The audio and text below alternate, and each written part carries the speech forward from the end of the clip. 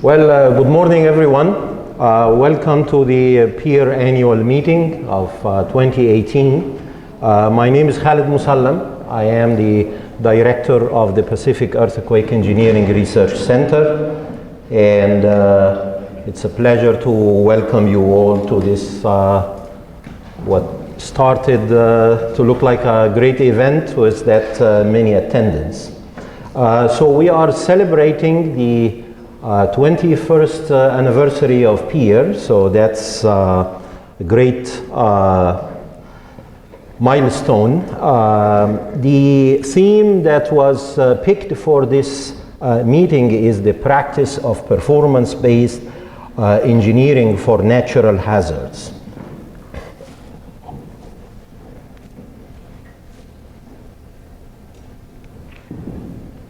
So I would like to start by thanking the steering committee of this meeting. It wouldn't have been successful to put this outstanding program without their hard work, and also working with the PEER staff here in the PEER headquarters is really a pleasure. This is only a subset of the PEER staff who put lots of hours in making this happen, and you will see through the coming 2 days there is lots of work that went behind this meeting. So I thank you all for your support. So I would like to turn this for a few welcoming remarks from Carl Van Beber. Carl Van Beber has just assumed the role of Associate Dean for Research.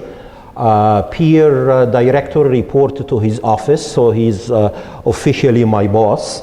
And he's also the chair of nuclear engineering at UC Berkeley. Carl, please.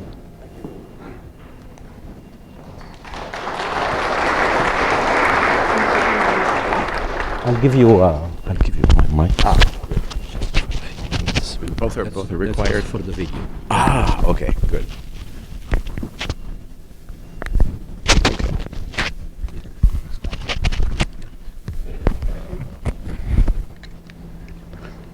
Great, thank you.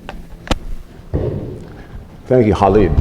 I want to extend a very, very warm welcome to this meeting on behalf of our Chancellor, Carol Christ, the Executive Vice Chancellor and Provost, Paul Alivasatos, and our Dean, Shankar Sastry.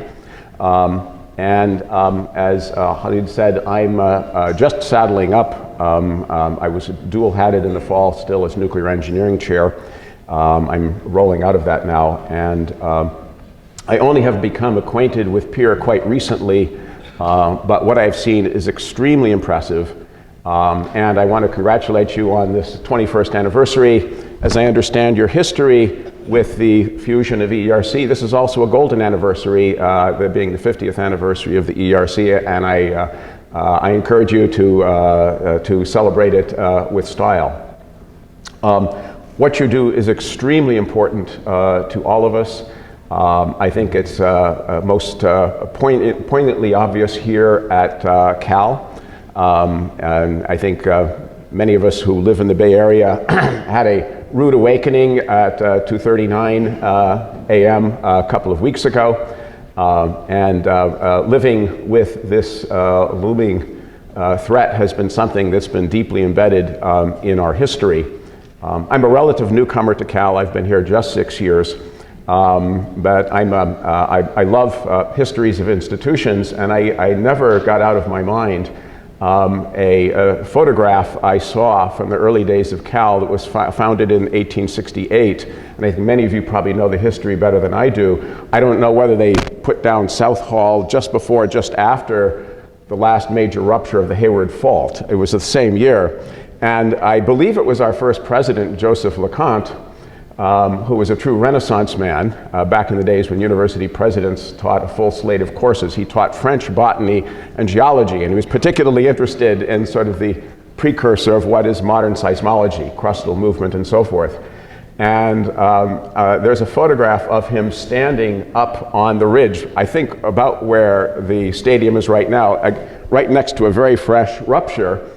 And he is quoted as saying, "What an excellent place to build a university. I will not have to travel to do my research." What was this man thinking? But anyway, so we've lived with that under that shadow here at Cal for a century and a half. I'm profoundly grateful for what you do, and a reminder of it, my colleague, Rob Harley, of course most of you know, or many of you know, chair of Civil and Environmental Engineering, at every meeting of the College Executive Committee or any other meeting where the various chairs have to stand up, no matter what the topic is, he always begins his presentation by putting down a slide which is a map of the campus with each of the buildings, of which there are many hundreds, color-coded, triaged into 3 colors. And he's serious. The university looks to him for guidance on what needs to be done, what needs to be taken down, what needs to be fixed. My own building, Echeverry Hall, is not a particularly nice color. But anyway, there are buildings which are better and some which were worse here on campus. With that, I'm going to invite you to have a wonderful conference here. Continue doing what you're doing in the way of creating technology, doing research, creating a student pipeline, liaising with industry, and serving the state of California and indeed the entire Pacific as well. What you do is very important to us, and I wish you a wonderful meeting.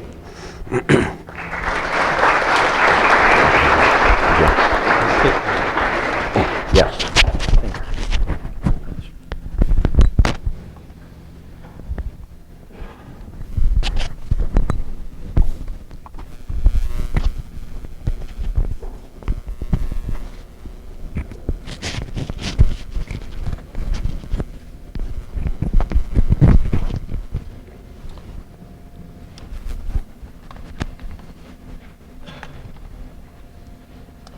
Okay, so I'll talk to you about 4 things.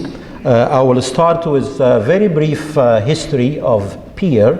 I will talk about PEER, the current status of PEER and its mission, and some highlights of ongoing efforts in PEER. And finally, I will end up with selected future directions of PEER.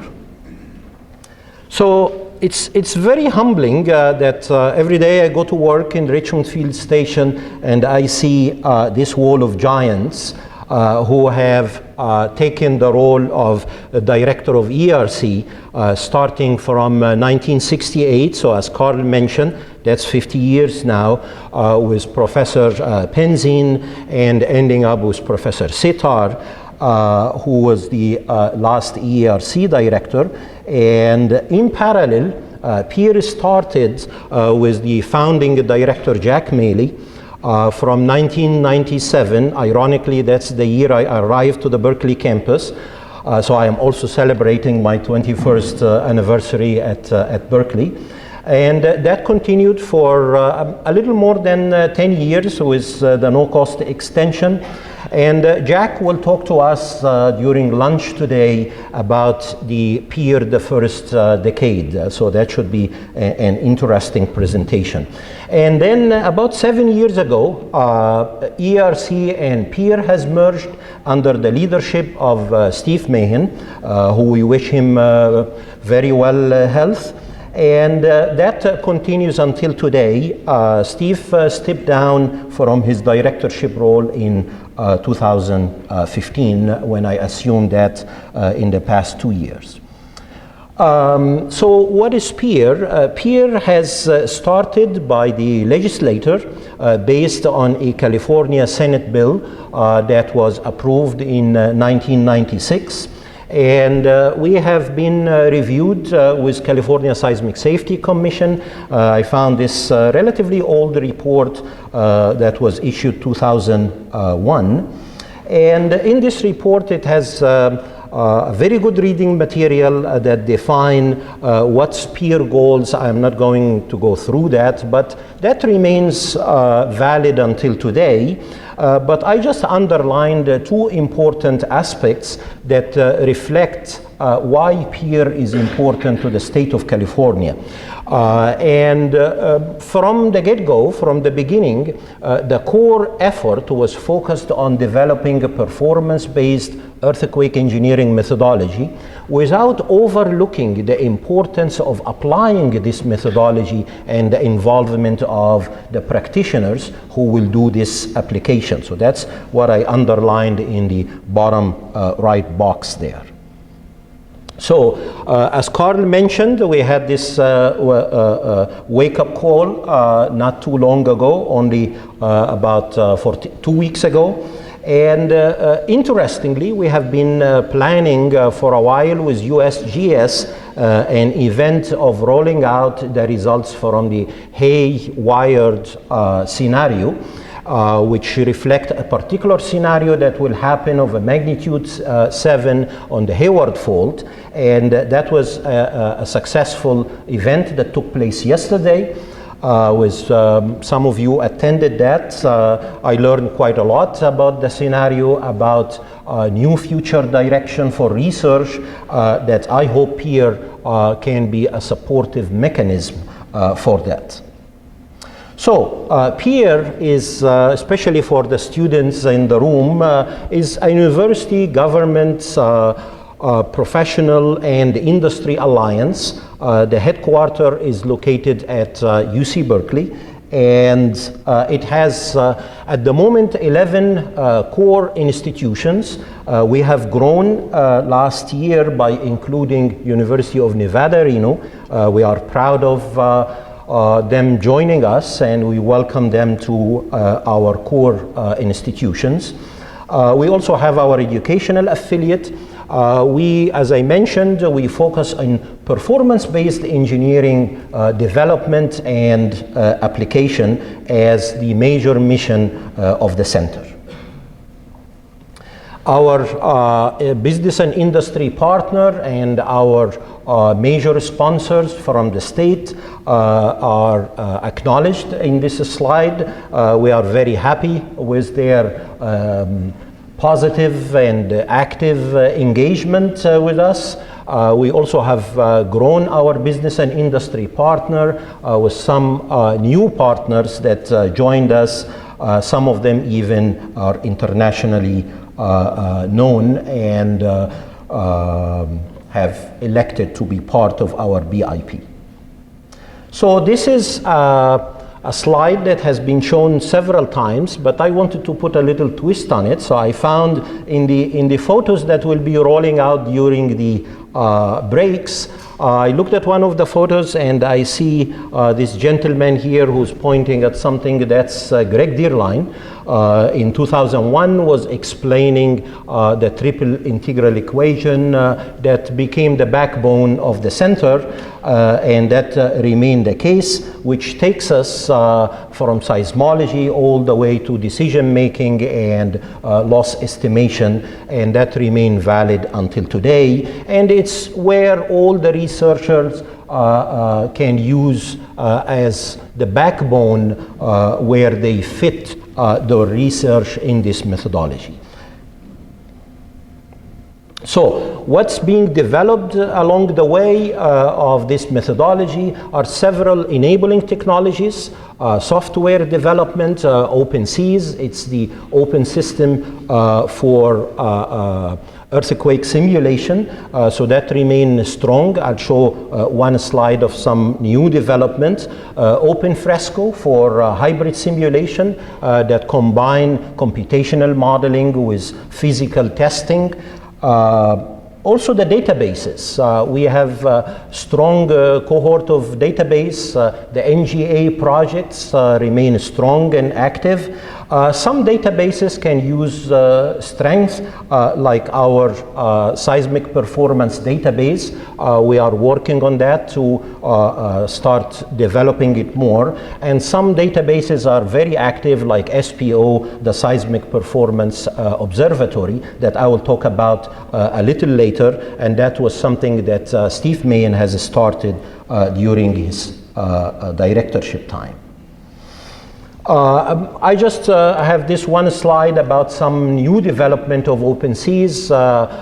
Thanks to Michael Scott for sharing this with me, where OpenSeas PY, or I didn't know that Python can be used as an adjective, so Pythonic, the OpenSeas, that's interesting, sounds like bionic, but it's very interesting. That's new development. This paper just came out this year, which is going to provide a more friendly user interface where you can develop your models. Those who are TCL or TECL oriented people, they are not going to phase out. There will be a transition time where they still can use their TECL application and language for using OpenSeas with all its option. Also, the use of the fluid structure interaction will remain available in the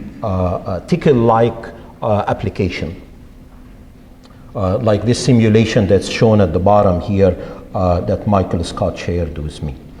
Also, new release has came out of Bridge PBEE. This work is spearheaded by Professor El Gamal in UC San Diego, and there is a new release for that that came out in October, which expand the applicability of that platform and makes the use of performance-based earthquake engineering in bridges much more easy, much more amenable to the adoption by practicing engineers. Large number of examples are there to help out in understanding this platform. We expect further development to happen in this platform in the coming year under the leadership of Professor El Gamal. I picked the NGA because it's such an important project or a cohort of projects within PEER, just to highlight a few important aspects. Professor Yusuf Bozorgnia is leading this role, and he shared some of the highlights with me. So it's a public database, as you all know, of empirical and simulated ground motion. It's fully transparent, high quality, avoid duplication, and it's used by in many applications. It's a highly collaborative effort between researchers and practitioners. It's developing earthquake ground motion models. And the NGA, some of the papers that came out in 2008, if you Google that or if you look at Web of Science, they have had more than 1,000 citations. Those who are in academia know how important that is, or how big of a number that is to cite a paper. Ground motion downloads, since it's a public database, we can monitor how many downloads take place without duplication. And if you take 12 months randomly, you'll find close to 1 million downloads of the different time series of these ground motion. Mega projects, some of them are more active than others. The Tall Building Initiative have reached maturity of disseminating results to the community of practitioners. I'll talk about that when I talk about the last year events.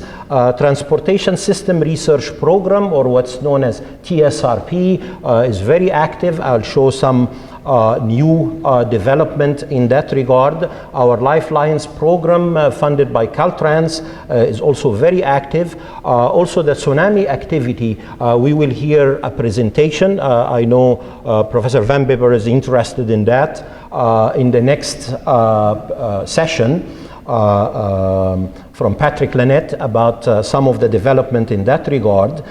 So since the big project funded by California Earthquake Authority will not have podium time, so I ask Yusuf Bozorgnia to also share with me a few highlights or few pieces of information about this big project, which is a project focused on quantifying the performance of retrofitted and unretrofitted cripple walls and cell anchorage, very basic elements of residential home seismic safety in single-family wood frame buildings.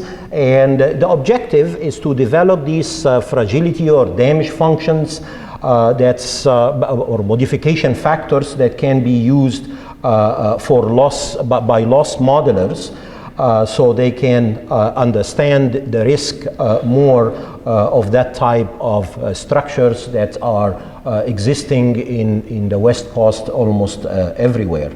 It's a great example of how academics work strongly with practitioners, with a large body of students that are involved under the leadership of Buzurgenia.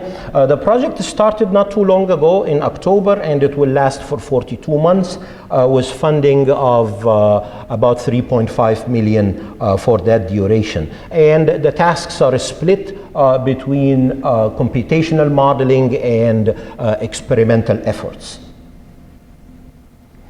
Where does all this good work go? It goes into our strong database of reports. At the moment, we are approaching the mark of 300 reports. We have 288. These are major contributions. Lots of student effort went behind that. So if you want to look for an average, basically we are a little more than one report published per month. And if you think of these reports as basically PhD theses, that's a massive effort in terms of editing and maintaining the quality of these documents. Last year, we have reinstated our research committee, a group of it's really a delight to work with these individuals when we put in front of them close to 50 proposals and ask them to deliver professional evaluation of all of them within 2 to 3 weeks, and they deliver. I am extremely impressed by their dedication. And they also were instrumental in defining the directions we would like to pursue in the TSRP funding, from which this request for proposal will be issued every year. So keep an eye on mid-September. We will keep that date, and within 3 months we will have awards given. So in the past round, we focused on a few important areas. I'm not going to read all the areas, but in a broad sense, they focused on problems related to geotechnical engineering, problems related to performance-based earthquake engineering of bridge and other transportation systems. It emphasizes different areas of application such that we go from theoretical methodology development to the actual application phase. It, of course, focused on new development in performance-based earthquake engineering methodology, things like uncertainty quantification, making use of high-performance computing, and so on, and also performance-based earthquake engineering tools. The tools that will empower engineers to adopt the method broadly, because that's in the heart of our vision for the coming years of the center. So this is a list of what has been funded in 1 year as new projects, 24 projects in response to the request for proposals.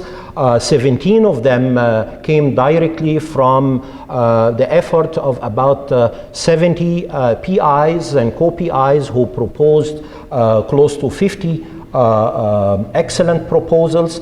I wish we can fund every single one of them, but we have to work with the budget we have, and we picked the top 17. The others were also funded this year from other resources than the TSRP. So in total, we have 24 new projects. You may have seen some announcements about that, and they are listed in our webpage. And they basically grouped into the different areas I just mentioned, and also they span all 11 campuses, and that was really impressive with our goal to engage the community more, and I see this happening here with the presence of that many of you, and I really appreciate that.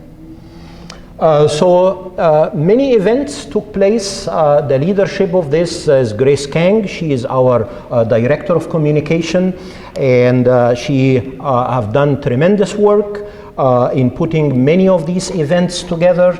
I have to say that PEER, in terms of staff, is an extremely lean operation.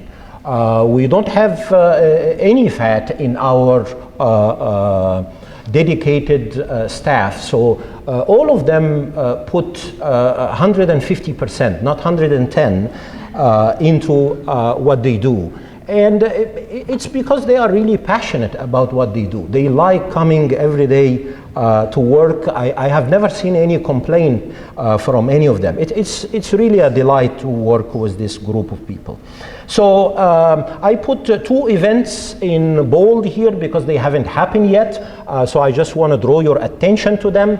There will be a very important follow-up of what has happened yesterday related to the haywired scenario. That will take place on the anniversary of the assumed scenario, which is April 18, 2018. So that will take place on the Berkeley campus in this beautiful press box right above the stadium.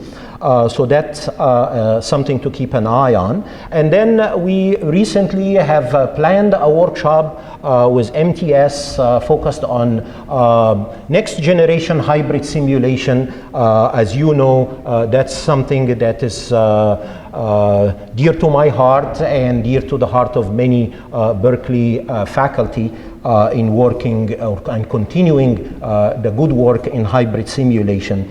So that will happen in March 20 and 21st. The others are many events that took place this year already, and also last year. So I will just highlight two of them.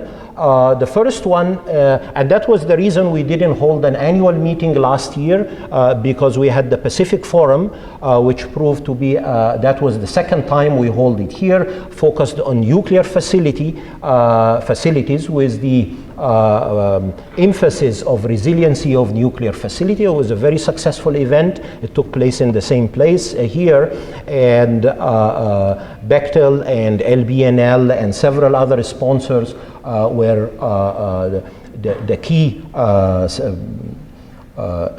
institutes that helped PEER in putting this together.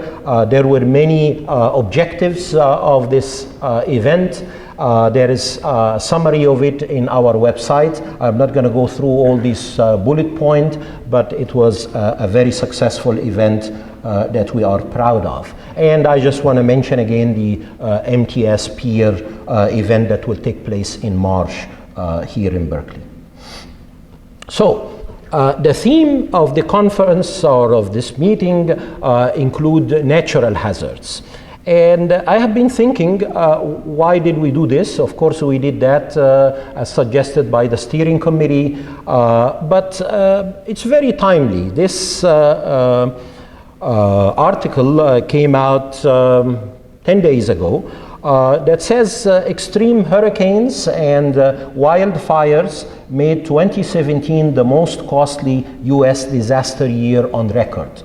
So that came out in Washington Post, and we all can agree that that was the case. And having a theme that take what we have learned in many years of earthquake engineering development into other natural hazard seemed the logical way to go.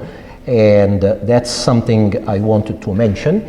Also, this report just came out last month.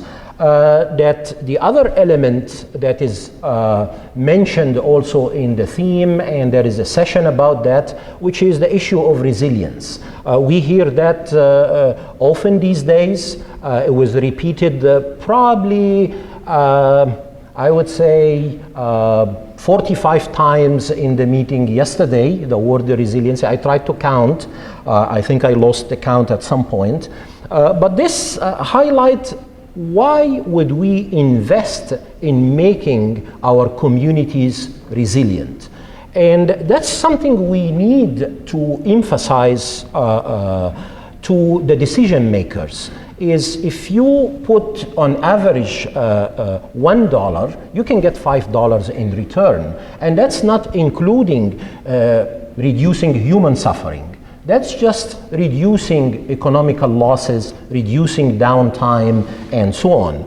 So this is very important if you do hazard mitigation. And in this report, I was looking at it, there is some kind of analogy between hazard mitigation and between resiliency. So I highlighted that at the bottom here, which show an example of the Irma hurricane when hazard mitigation or flood mitigation by elevating structures and doing better in the roof led to these communities to be more resilient. But this result, even though it came in this report last month, it's not new because there is an older report that came out in 2008 by the World Bank that said exactly the same thing. Is $1 investment can lead to $5 benefit of that investment. And again, that's not including the benefit of reducing human suffering, because that's hard to quantify. So how are we envisioning the overarching theme of the center? So I am involved in another project, so I borrowed this concept from something I'm involved in that focus on energy efficiency of building, which is this idea of a spiral technology model. It's an important model. If you look at some of the high-tech company, they adopt that, which basically start by early research. In our case, it's performance-based earthquake engineering. And then it goes into this spiral of development, which I picked a few here of things that we probably should focus on: high performance computing, sensors and structural health monitoring, big data, machine learning, deep learning, transfer learning, optimization, artificial intelligence, high fidelity models, simplified models with sufficient VNV, validation and verification, city scale simulation, hybrid simulation, uncertainty quantification, life cycle cost analysis, and so on. So this is the development stage that should take place. And then at the end you have deployment, which could be something like that we can call resilient design for extreme events, because that's what will be delivered to the community to adopt. Maybe we will hear more about this in the resiliency session. The ones I put in red are examples I am going to elaborate on a little bit, not just here. I didn't try just to put a shopping list, even though this can be extended extensively with your input and support for the center. So just to work back or bottom to top, so I'll talk about a little bit about VNV in the context of conducting blind prediction challenges and experiments, right? And VNV should be done by an independent, impartial entity. As a matter of fact, it's usually defined as IVNV, which is independent validation and verification. So just to highlight a few things is why we do blind predictions or challenges, something that Pierre has done in the past year, because it can highlight gaps between analysis and experiments, or ground truth, if that's the case. What are the sources of these differences? It's a step towards VNV, as I mentioned, especially IVNV. What does this mean, the outcome of this blind prediction in terms of safety of our structure, expected performance levels, immediate occupancy versus operational. In terms of hybrid simulation that usually adopt a big part of the system you are studying as a computational model. How to systematically improve the analytical predictions. And there are many possibilities of blind predictions that we can think of them as challenges ahead of us of existing and the new components and systems and system of systems if we are really moving towards community resiliency. So I'll just show an example that took place as collaboration led by Professor Jose Restrepo in University of California, San Diego, with the help of our group here at UC Berkeley. It's a bridge bend that is viewed as quote-unquote resilient design. It includes a self-centering system using post-tensioning bars in the middle of these columns. It has energy dissipation mechanism by unbonded longitudinal rebar that can yield. It was tested at UC Berkeley shaken table last September. And there will be more about that in the concurrent session tomorrow where Jose will present some of that. Then we thought, well, that was started as a project. It seemed like an interesting system to put it to the community so they can develop models and see if they can predict the response that wasn't shared with them. So we issued this blind prediction contest and we have 2 winners out of almost 20 participants. So Jose and I are going to play the role of, and the winner is, as they do in the Oscars, at the end of today. So please don't leave. There will be some excitement at the end of today, where the 2 winners will be given these awards. So we, in our attempt to engage practitioners, we deliberately have 2 categories of researchers or professors or academics, and also of practitioners, and it was almost half and half in terms of number of participants. I only highlight here one of our technology transfer, which is our technology or enabling technologies, the OpenSeas, which by far was the most adopted software amongst all participants. So it's probably triple the number of any other software that was used by this group of contestants. I'll just highlight one slide. There will be more about that at the end of the day today. And there is more work to do. The bottom line, the red line here is the experiment for 2 quantities, one related to displacement, other related to force. And then every other line is one of the groups. On the x-axis are the 9 earthquake levels that were applied in this competition. The 2 darker lines are mean and median of these 19 contestants. And definitely there is more work to do in terms of the fidelity of our modeling. If we look at the bias, many quantities don't look as bad. I picked the bad ones to highlight the importance of doing more work on computation. But also I want to highlight more need of these exercises, more need of these blind prediction and similar challenges.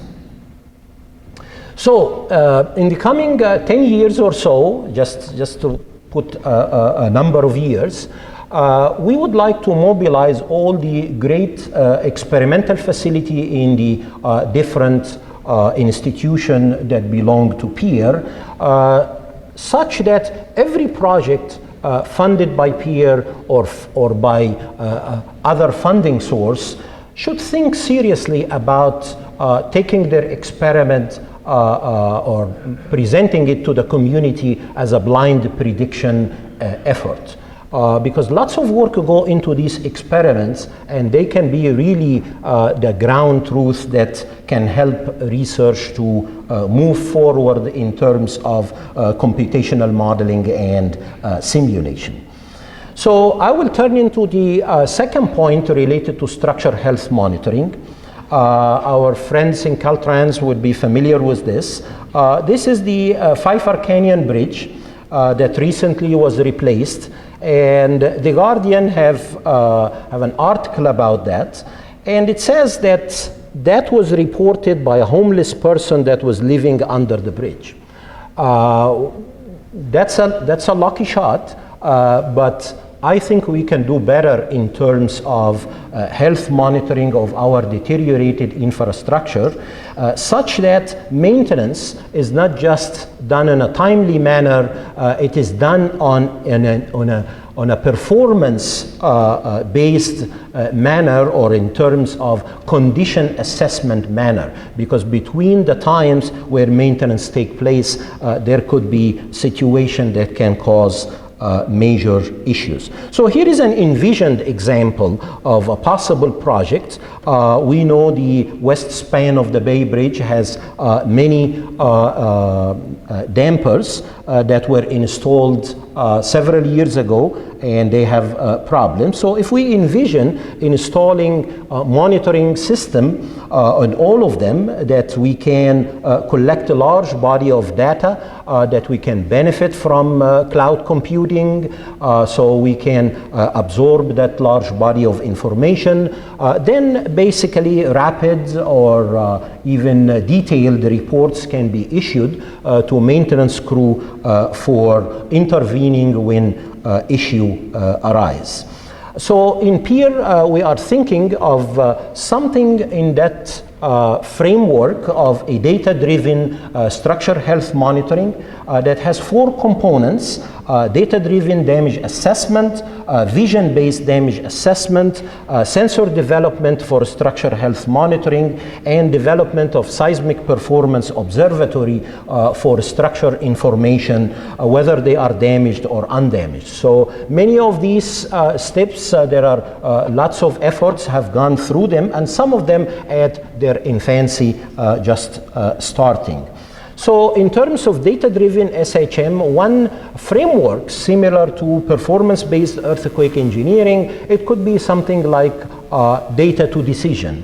That may be a nice framework that some future efforts can focus on. So if we envision deploying large network of sensors, some of them already exist, so we can start looking at damage feature extraction, pattern recognition, whether this is done using unsupervised learning or supervised learning, that can be useful for decision making, such that the 5 important steps of structure health monitoring become feasible. So I'll show you a couple of simple efforts that took place in terms of identifying a low dimension damage feature. We deal a lot with time series, whether it's a structure response or ground motion. Iris intensity is well known to us as an intensity measure. Cumulative absolute velocity is well known also as an intensity measure. But we thought, will this be a good damage feature? So here is an example of a bridge which is subjected to low level earthquake. When you increase the level, you start seeing really an important, a strong damage feature when you look at the bottom versus the top. So that's promising. Another effort related to sensor development is a new project that will start soon in the Lifelines program, trying to develop some laser-based settlement measurements that can be used for bridges, so we can monitor settlement for a long time. So that's something we are working on with Caltrans at the moment. The third element has to do with database. I mentioned SPO. So we're trying to add deep learning and transfer learning features into this web-based database. Here I'll just mention a few things about image-based structure damage recognition. where you can collect large body of images, whether they came from reconnaissance or experiments. You can couple that with machine learning tools, and maybe you develop an app such that you can do damage classification or component classification. So the structure behind the SPO include earthquake record interface, include structure information model, and include a user interface.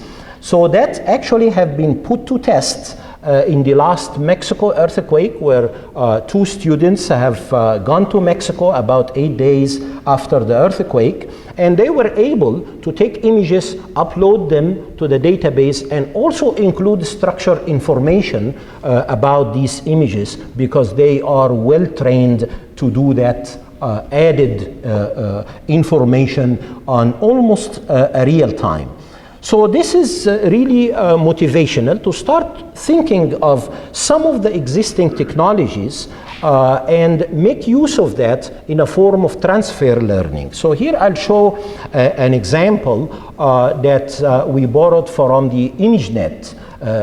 There is an ImageNet challenge that takes place every year, and we did some work in using deep transfer learning to do image classification that is related to different structural components that we see in the image, and also different damage type and damage state. So for that, we're using convolutional neural network. And the data set we have so far, and this is what it can use your input, include about 10,000 images. 2,000 of them only labeled by expert, because a lot of effort to go into that. At the moment, we only have 4 categories that we look at. What components are we seeing in the image? Are there cracks or not? What is the classification of the cracks? What is the type of damage that we are seeing? And the data or these images have been collected from peer database, from NIST database, from ERI, and even from search engines like Google or Baidu. I am not going to go through this hierarchy tree of the demo version that's already developed. I just want to highlight one thing, is we look at these images on 3 levels: the level of pixel, the level of object, and the level of the structure. You can tie that to material, component, and system. And basically, this is a collaborative effort by an entity called the TBSI. It's Tsinghua Berkeley Shenzhen Institute. Professor Lin Zhang, who's here in the audience, he will be the speaker of the lunch tomorrow. And he's the co-director of this effort. It's an effort that's done between Tsinghua and Berkeley a few years ago. And it focuses on, or his talk will focus on learning with confidence, theory and practice of information, geometric learning from high dimensional sensory data.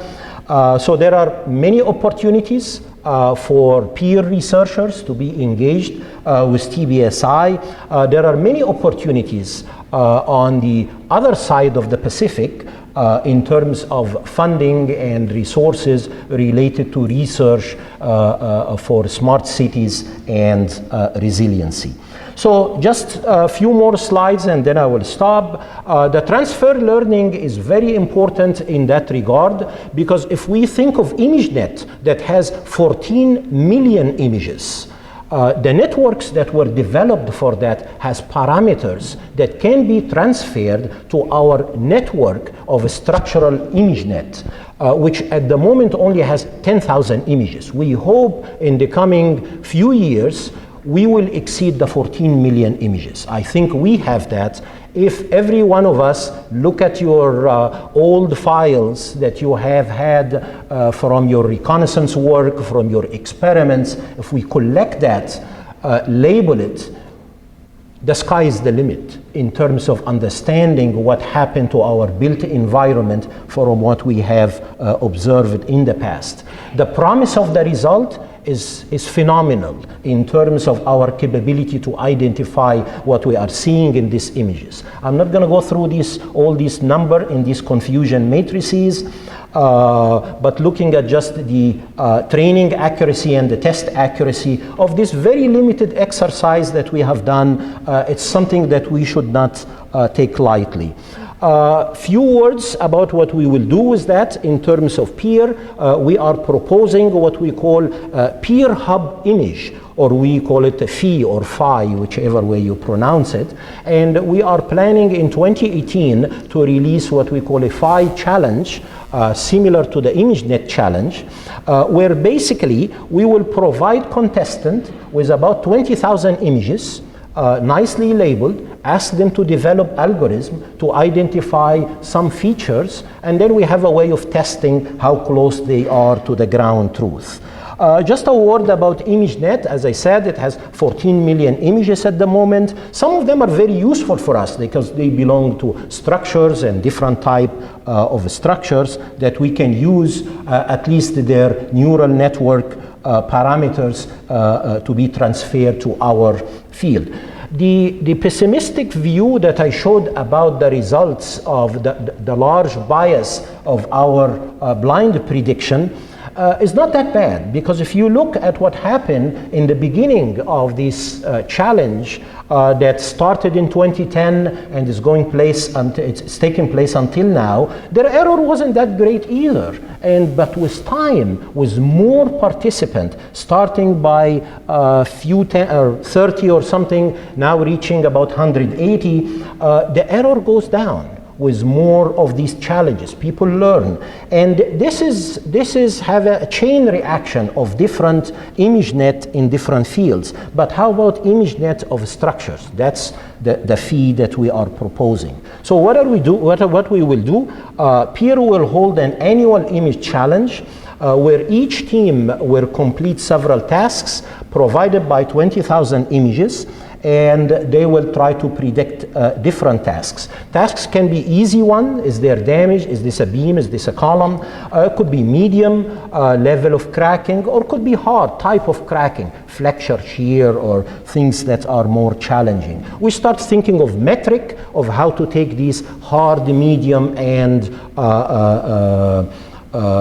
easy tasks to come up with a parameter that we can use to judge the different participants. Also in terms of localization, in terms of the ground truth compared to what's being predicted, how you quantify that to a loss function, and then have a way of ranking the participant. So to help you out, to encourage you to upload your images, we will also provide you with a labeling tool that we are developing. It will be released sometime in 2018. We hope in May or March, or May or June, which actually help you in making the labeling of your image as you upload it. With that, I wish you a successful meeting. I wish you to enjoy the program. We try to put some time to socialize, so it's not a very dense program, but we are happy to have you all participating, and thank you for coming.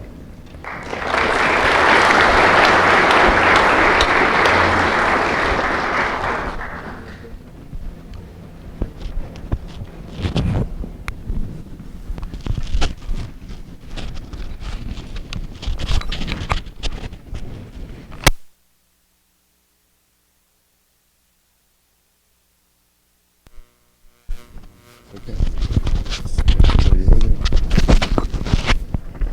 Very good. And this is in the back. Perfect.